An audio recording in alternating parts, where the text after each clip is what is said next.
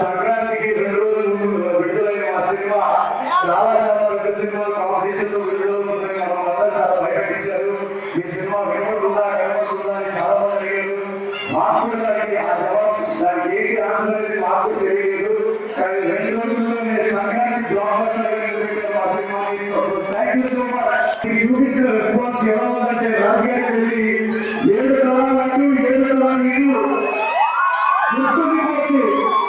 మీరు ఇంత ప్రేమ చూపించారంటే మీ ప్రేమలో నేను చాలా దూరంగా వెళ్ళాను.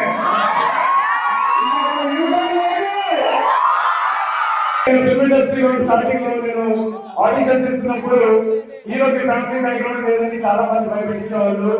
ఒక్కసారి ఈ రోజు 4వ బ్లాక్ బస్టర్ కొట్టిన తర్వాత ఒక చిన్న మాట చెప్తాను. నాకు ఫ్యామిలీ బ్యాక్గ్రౌండ్ లేదేమో కానీ బ్యాక్గ్రౌండ్ లో చాలా మంది